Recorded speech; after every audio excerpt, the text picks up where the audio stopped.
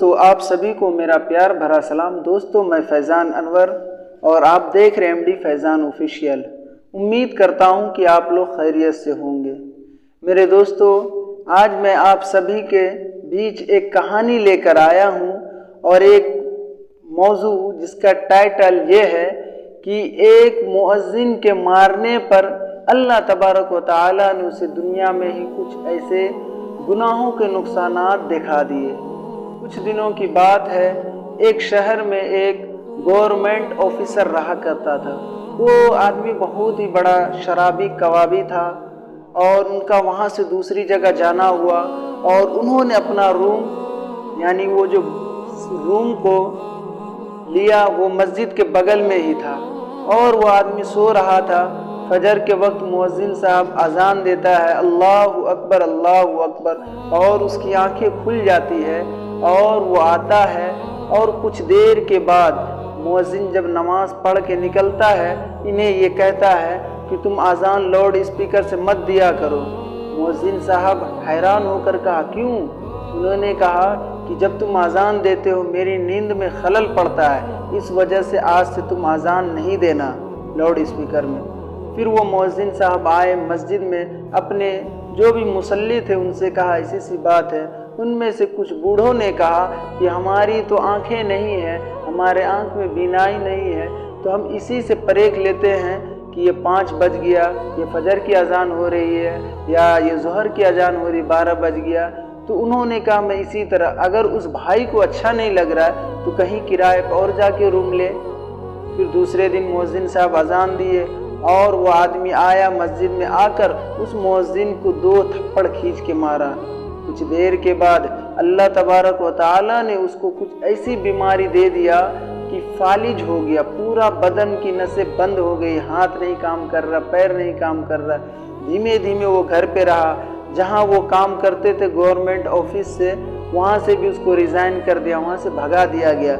کچھ دن کے بعد گھروں میں رہنے لگا اور اس کی یہ عادتیں اتنی خراب تھی کہ زور زور سے چلانا، چھوٹی چھوٹی بات پہ چلانا اور بیوی کو گالی گلوچ کرنا۔ اس کی وجہ سے کچھ دن تک اس کی بیوی رہی، پھر اس کی بیوی اس کے طعنہ کو نہ سہنے کی وجہ سے ان کو چھوڑ کر اپنے میکوں کو چلی گئی۔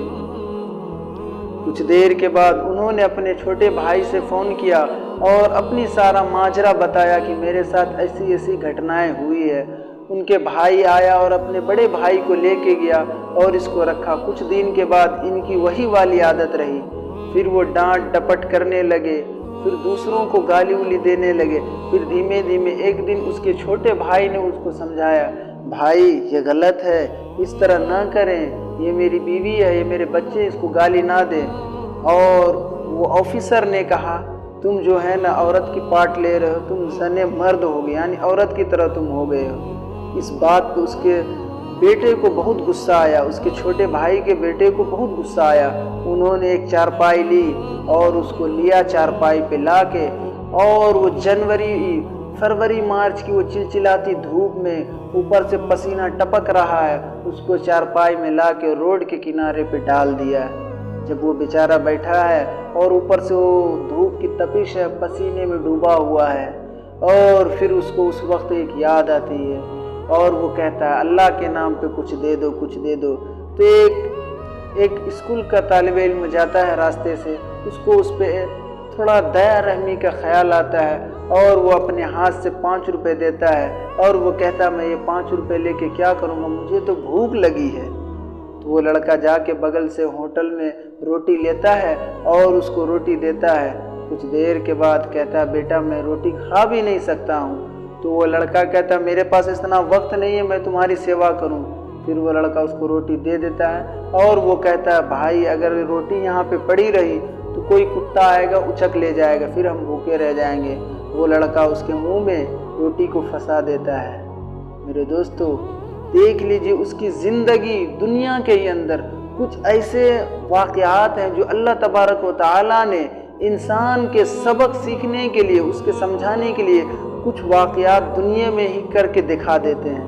میرے دوستو نبی اکرم صلی اللہ علیہ وسلم کی حدیث ہے العلماء ورثۃ الانبیاء، علماء نبیوں کی وارث ہے، ان کی عزت کریں، ان کی قدر کریں۔ اگر آپ کو وہ علماء برا لگ رہے ہیں یا اچھے نہیں دکھ رہے ہیں تو اس کے سینے میں جو علم ہے، جو قرآن کی اہمیت ہے، بس آپ اس کی عزت کریں، تو کل قیامت کے دن اللہ تعالیٰ آپ کی بھی عزت کرے گا۔